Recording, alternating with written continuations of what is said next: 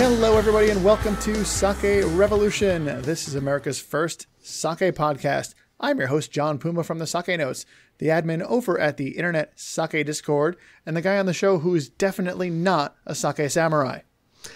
And I am your host, Timothy Sullivan. I am a sake samurai. I am also a sake educator, as well as the founder of the Urban Sake website. And every week, John and I will be tasting and chatting about all things sake, and doing our best to make it fun and easy to understand. Yes. That's right, Tim. That's what we do every single week. Yeah. So, John, I had a question for you. Have you ever been by yourself? Have you ever been a guest on someone else's podcast before? I was a guest on a podcast with you once, but that was that's a different thing. Not by myself now. Yeah. Well, I have to say I had the good fortune to be on a really fabulous podcast as a guest, not once, but twice.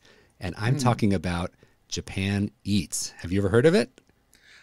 So wait, before I go into that, this is a flex, right? Yes, this is a total flex. Okay. But yes, I am familiar, and I've actually heard at least one of the episodes that you were on. Excellent. Well, I am excited to tell you, John, that we have none other than Akiko Katayama with us today. She is the host of the Japan Eats podcast. And let me give a little introduction to Akiko. She's a food writer and a Forbes columnist based in New York City. And since May 2015, she's been the host of the very well-known Japan Eats podcast. It's also a weekly radio show on the Heritage Radio Network. And there she introduces Japanese food, sake, and culture to an audience all around the world. She's also the director of the nonprofit, the New York Japanese Culinary Academy, which promotes a deeper understanding of Japanese cuisine in the U.S., and she's worked as a culinary advisor to the Japanese government. She's consulted for companies in the food and beverage industry, and she has also been on TV. She served as a judge on the Iron Chef on the Food Network, and she's also been on Netflix original The Final Table. And of course, she's also the author of A Complete Guide to Japanese Cuisine, which is a fabulous book for getting a great introduction to Japanese cuisine. So we are so excited to have Akiko with us today. Akiko, welcome to the show. Thank you so much. What a fabulous introduction. Is it about me? Yes. Tim, that was wonderful. That was stunning. I'm kind of stuck on the Iron Chef bit, but I know. What was it like to be on TV? Was that nerve-wracking for you? No, I think it's that, the whole lighting and everything, you just decide that you are there and you enjoy the moment. So, yeah, it's just that you are in a dreamland. So you don't get nervous. Akiko-san, I have to ask you, this is a question that you always ask on your podcast, but where are you from and what did you eat growing up? That's my favorite question. So I had to throw it back at you. I'm sorry. So I'm from Tokyo, and I grew up in a suburb of Tokyo. And then actually I looked up where I grew up was like now on Google Maps. I cannot recognize anything, but I grew up in a kind of suburb and nice, very natural environment. I could take a walk to the river. I would fish with my dad. And that kind of like really Tokyo life until I grew up. And so the funny thing is, I didn't like Japanese food when I grew up at all. Huh. At all? None of it? None. So I was like a black sheep. Everybody else, my brother, my parents, they all only ate Japanese food or Japanese style Western food. But I was always looking for something non-Japanese. So that's crazy, right? What I'm doing What was your favorite food? What was your favorite non-Japanese food that you liked to eat as a kid? And also, I didn't like eating when I grew up. So this is a broader situation, not just about Japanese food, but just food in general. Right. So I was so picky, and I was always eating ice cream, chocolate, and something like... Sounds good to me. I know. But yeah, it's not like a proper food that I was eating. And you turned out to be a culinary expert. We got to dig deeper into this for sure. Yeah, you can do another episode for that. I had a long journey. So then at some point you decide you liked food. and you started your own Japanese cuisine radio show and podcast, as Tim mentioned, back in 2015, Japan Eats. How did that all get started? So I've been working already as a writer, and Japanese cuisine has been becoming increasingly popular, I think, over the last decades. And just because I'm Japanese, people started to ask me a lot of questions about Japanese food, and then I found a huge demand for proper and accurate information about Japanese food. And then I casually spoke to one of my friends at the Heritage Radio Network, and it happened to be that they're looking for a native Japanese person who can do a show. So here they are. That was the beginning of the show 6 years ago now. Wow. Did you have any experience being on the radio or doing podcasting, or was it all new to you when you started in 2015? No, nothing. And English is not my first language, so it's crazy. I was just like half joking, and I never imagined that's going to happen. Wow. Well, you have such a wide variety of guests. You have people who do tea ceremony and fish importing and sake people and all different types of guests. How do you find such a wide variety of guests, all related to Japanese culture and cuisine? So it's very random and intuitive, and also driven by the fear due to a scarcity of potential guests. So whenever I find somebody interesting that really intrigues me, I just contact the person and book right away. I could find interesting people in the media, or it can be suggested by show guests, the show listeners. The first time I started the show, I thought my expectation was that I could just do a show for only a year, because I thought I would run out guests who knows Japanese cuisine and can speak English. But surprise, surprise, I was able to find a lot of people, great Japanese-related people like Tim, for example. So I have a long list now, but I am really blessed to be able to find so many amazing people who are interested in Japanese cuisine. So you mentioned that you cover Japanese cuisine and sometimes sake and some other topics along those lines are related. What are your favorite topics to cover on the show? And please tell me it's sake. Of course. Sake is, of course. Yeah, sake, of course, is interesting. And I tell you why, because I'm looking for interesting stories behind each topic. Sake, for example, it can be about the family history or type of koji, and how the koji can produce interesting flavors, to why this brewery decided to be organic, or something very personal and way beyond a glass of sake. So each time I prepare a show, it's always like reading a book. There's so many interesting stories about the person. So it's hard to say which one is my favorite, which one is not. I have to say, each time I'm reading a great book, that's how I feel. Yeah, that's really cool. I like that. Yeah, so it does make it more compelling when you dig behind the scenes a little bit. It's not just the technical side of koji, but about the family history, like you said. That's really wonderful. Now, you've been a consultant and an advisor and author about all things Japanese cuisine for a while. And I know you're personally a fan of Japanese sake. We've met at many sake events here in New York City over the years. How would you say, from your point of view as a culinary expert, how would you say the sake market has changed over the last 10 years in the United States? So, as you know, the Japanese sake industry has been declining for many reasons, like, hard work, younger people not drinking sake anymore, and all those many reasons. But the overseas market is growing so fast thanks to hardworking sake brewers who are really aware of the importance of outside market.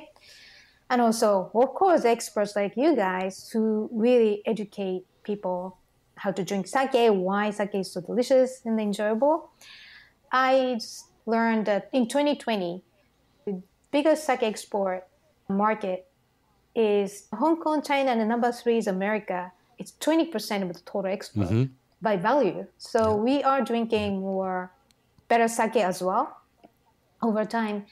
And well, that's one thing. The sake market is really more sophisticated in America. And also, I'm always excited to see new American breweries in America, like the sake breweries that are really producing high quality sake. For example, I had, Brooklyn Kura and Kato Sake Works in New York, and also the North American Sake Brewery in Virginia. And those, I think there are over 24 of sake breweries in America. And just like sushi, the California rolls were created in California by, I think, Japanese entrepreneur, actually, to target wide, broader market who could be interested in sushi. And now people don't mind paying a couple $100 per person for authentic Edomae style sushi. So I see that what's happening here could be the same path to popularity of sushi. Sushi is now part of American diet. So yeah, I feel so excited because American sake breweries they are both creating authentic style of sake as well as something very terroir-driven American style sake. That's actually a really good point about the evolution of sushi in the American kind of mind frame. I think if you go back to like the mid 90s and you say sushi to somebody and they think it's just this bizarre exotic thing, oh my God, cold fish, that's horrifying. Like it was the attitude on it back then was completely different than it is now. And it's been such an interesting thing to see that change relatively quickly, at least in my eyes, even though it's like 25 years, but it's still been like, it's still a complete 180 as far as how Americans view sushi. But back to the sake topic for a moment. You've had a lot of sake related content on the show. You mentioned having Brooklyn Kura and Kato Sake Works on and North American Sake. What is your personal experience with sake, and what kind of sake do you like? What styles do you go for? So first time, I would say for my first memory about sake is that my dad loved sake. So, but I was never interested in drinking sake myself. And then I left Japan, and then I started to be more interested in alcoholic beverages. First time I was really interested in alcoholic beverage was wine. And first time I had Chablis, like, what is that? Then I studied wine and visited wineries and breweries and those things.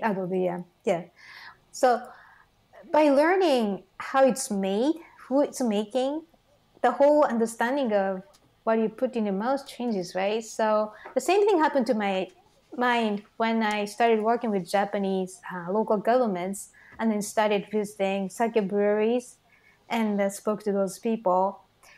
It was fascinating. So I think it's based on my wine knowledge. It's interesting to compare, and I appreciate sake because of my wine knowledge, because there's some common way to analyze taste, which is not common in Japanese sake community because you don't analyze as much as Western style wine analysis. Unfortunately, my dad passed away 2 years ago, but since then, I started being really into sake. I would go back to Japan and always share a bottle of nice sake, and we really enjoyed drinking sake together. Yeah. So for you, wine was actually the way to get into the world of sake. You studied wine first and then came back around and discovered sake through that? Yeah, that is correct. Yeah. Wow. Wow. So when you're having alone time, no business, nobody around, when you're enjoying sake at home with your friends and family, what are your styles that you gravitate towards? When it comes to tasting something, I'm very adventurous and curious. So I tend to try something I've never tried before. And but also so people call me oyaji. Oyaji means old man. I tend to prefer something like dry and savory. So if I have to pick one flavor profile, it tends to be dry and savory. There's a bar that I've gone to in Tokyo called Ganko Oyaji, which means I think it means stubborn old man. Yeah, stubborn old man. I think that's a bar for you, Akiko. I think so.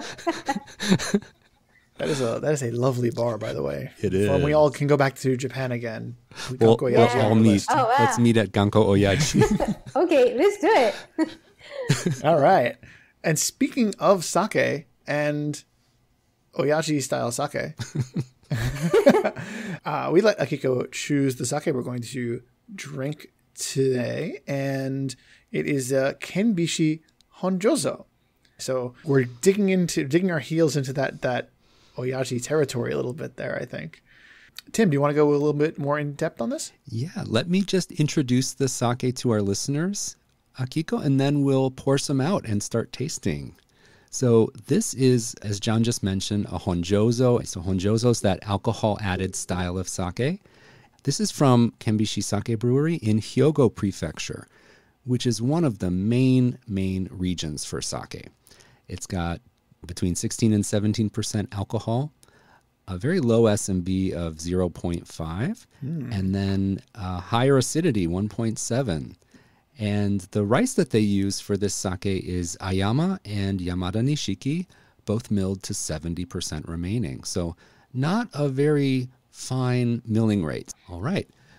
So I'm going to pour this into my wine glass. Oh, it's yellow. A little bit, yeah. One other thing I want to mention, Akiko, is that this brand introduces themselves as the oldest brand in Japan. On the label, John, look on the label. Doesn't it say oldest brand? It does say oldest brand, and I'm about to answer my own question. I was going to say, how old? It says since 1505. Yes. So the logo they use for the Kenbishi brand looks like a shield. It's like a solid black mark that looks kind of like a medieval shield shape. And they've been using that logo since the 1500s. Wow. So that's something amazing. Okay, so I have this poured, and Akiko, I think you brought the sake in. You got the 1 cup, right? The sake cup. Yeah, actually, I chose this one because what I heard is this won an award for Design Award in Japan in 2008. And the thing is that it's 180 milliliters, which is very small, and it's appealing to younger generations whenever they're interested in sake, and it's very fashionable. And you can use it after you empty this. You can use it as a tokuri, which is a serving vessel, and it's really cute. And I heard the heat distribution is really functional because of this shape. It's like a bigger shoulder shape in a small bottle. Yeah. Right. So I thought it was very smart. Yeah. Well, if I started making sake in 15 something and I had to wait until 2018 to win a design award, I might be a little upset. But but better late than never, right? Of course not. It's like you can do anything, even now. All right. Well, John, you have your sample poured? I do have it poured, slightly chilled, and then Yeah. I believe we are also going to do something a little warm, right? Yeah, so let's try the sample chilled first. I have mine in a wine glass. You can see the color. It's got a nice light straw color. Very lovely. Almost looks like a white wine. Yeah, it's like a Sauvignon Blanc kind of greener color, right? It's like a pale green. Yeah. Well, let's give it a smell. Wow. Wow. So I don't mean this in a derogatory way, but this smells cheesy. Cheesy. It smells like a little bit of a cheese rind or something like that for me. Definitely. Very deep fermentation aroma. Right. Yes. And it's very ricey, like Ricey, yeah. Very much. And there's a lot of it. It is not subtle. It is not in any way. When we're talking about rice and cheese as being some of the things that we smell on this, definitely in your face. But interesting, like right after that, there's like a, I don't know, like citrusy or some like a elderberry, like hint of some refreshing elderberry, like gin. So it's kind of get balances out. Botanicals. Yeah. Like a botanical, yeah. Yeah. Once you said gin, I was like, and my eyes lit up. I'm like, that's exactly what it is.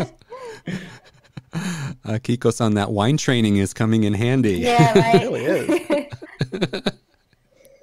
All right, let's give it a taste. Wow. Lots of umami. Very savory, almost like soy sauce. Right? Yeah. Oh my God, my cheek hurts. It's so much. And we've talked before about like sakes being like the fruit bomb. This is the umami bomb. This is the umami bomb. Yes.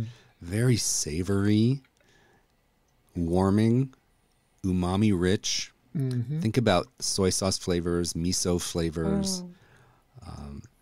This would pair so well with so many things in Japanese cuisine because of that dashi umami flavor. Do you know how you name that flavor? It's called kokumi.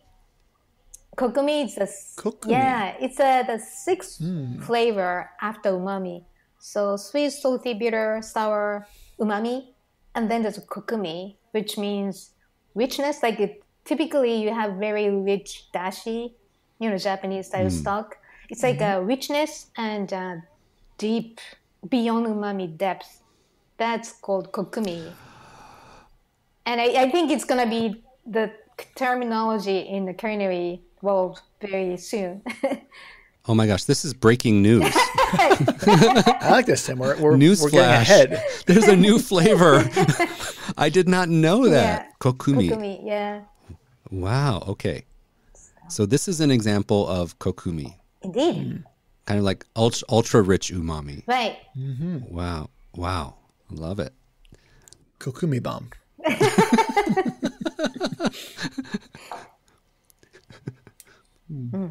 And Tim, as you implied, this would go so well with food. I think this is begging for food. It is so just ready to be drunk alongside something really nice and rich that's going to complement it wonderfully. Yeah. Akiko, do you have any ideas for food pairings with this sake at this temperature, kind of slightly chilled or room temperature? This one, I would think roast chicken. Yeah, that sounds great. I was thinking of oden. So oden is something I discovered in Japan. They sell it in convenience stores. It's on the counter. And when I first saw it, I said, "What's that brown food?" they soak all kinds of delicious nibbles in like a soy sauce broth, and it turns everything brown, whether it's daikon or eggs. And it infuses these kind of more neutral flavors with delicious umami, brown color, and kind of a savoriness. And you eat it almost like a chunky stew, like you put pieces on a plate and there's a little sauce in there too. I think that would go great with this. What do you think? It sounds like it would work. Yeah. Yeah. Right. I think because oden has different ingredients, and this could be the kind of, binder that connects every single piece of them. Yeah. For me, I just keep thinking like late night izakaya.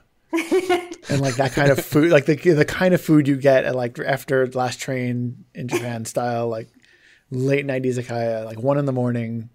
Right. You're eating stuff that's a little bit greasier, but yeah, still like maybe kushikatsu. Yum. Yeah, that's definitely oyaji moment. Yeah. Absolutely.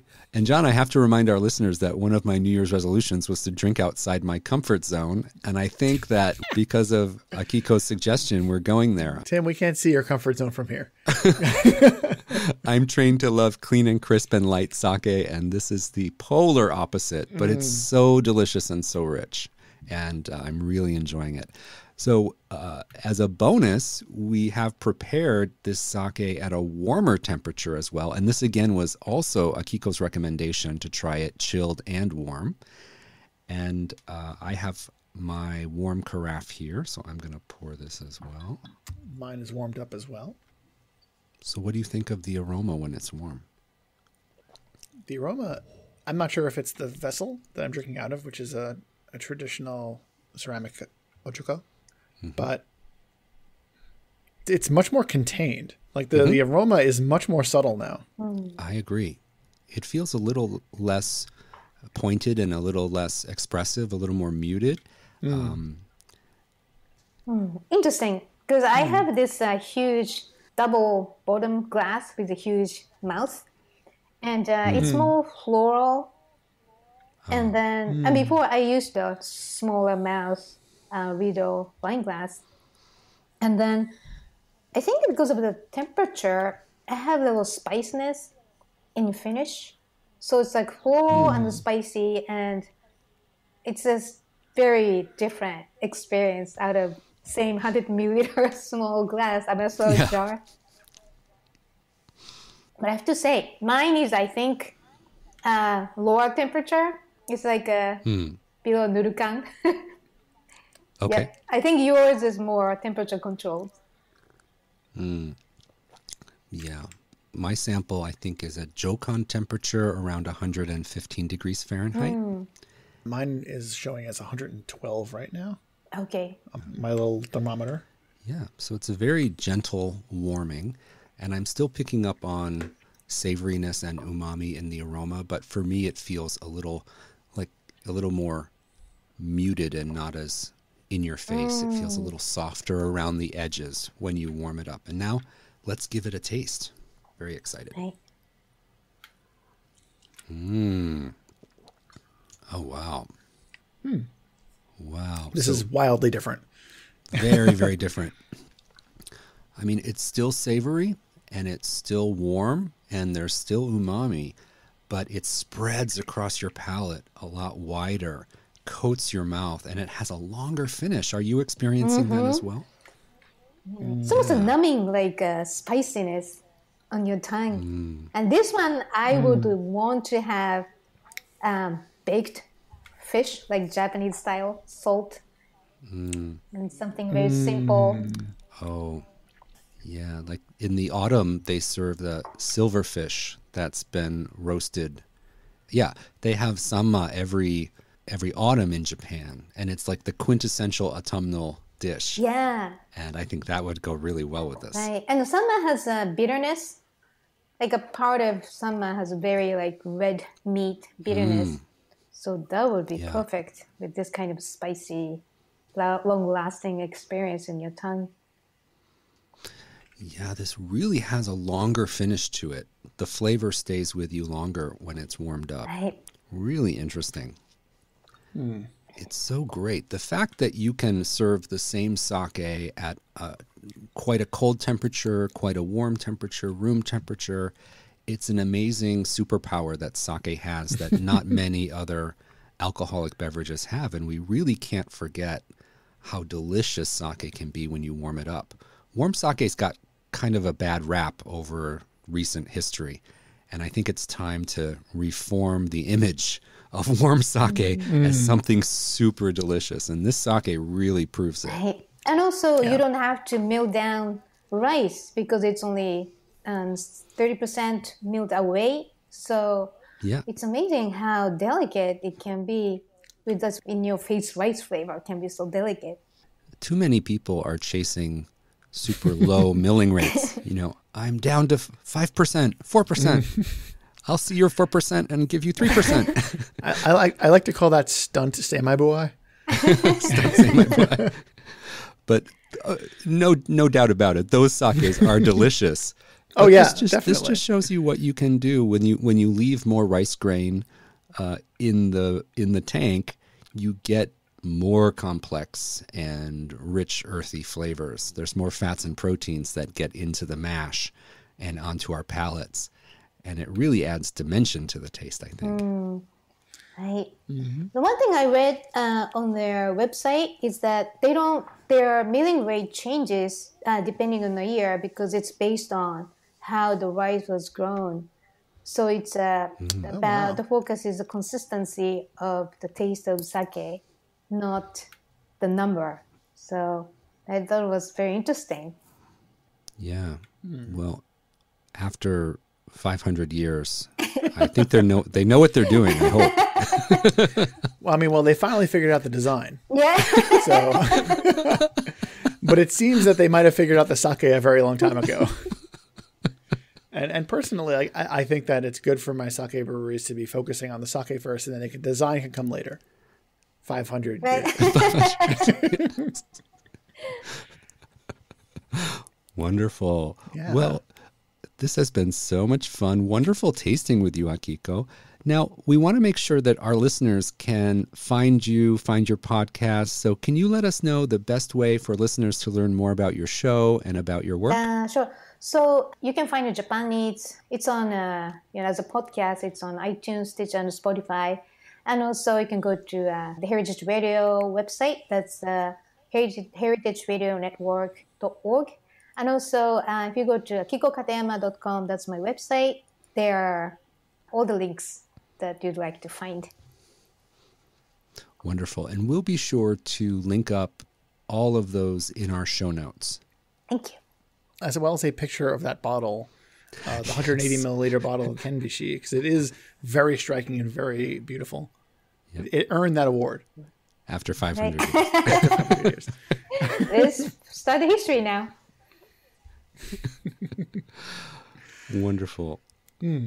So we'll be sure to put all those links into our show notes. Akiko, thank you so much for joining us. It was an absolute pleasure. I hope you'll stay around for a kanpai at the end. Of course. Thank you so much. It was an honor. I'm a huge fan of your podcast. So thank you so much. Oh, thank you so much. Wonderful to have you. Well, I want to thank all of our listeners so much for tuning in. We really do hope that you're enjoying our show. Now, if you'd like to show your support for Sake Revolution, one way you can really help us out would be to take a couple of minutes and leave us a quick written review on Apple Podcasts. It's a great way for us to get the word out about our show. And when you're done writing your review on Apple Podcasts, please go and tell a friend and then subscribe. And then tell your friend to subscribe too. This way, every week, whenever we put out a new episode, it will show up on your device of choice and you will not miss a single episode. And as always, to learn more about any of the topics, any of the people, or any of the sake we talked about in today's episode, be sure to visit our website, sakerevolution.com, for all the detailed show notes. And we know that you at home have sake questions that you need answered, and we want to hear them. Please reach out to us. The email address is feedback@sakerevolution.com. So, until next time, please raise a glass and remember to keep drinking sake and kanpai!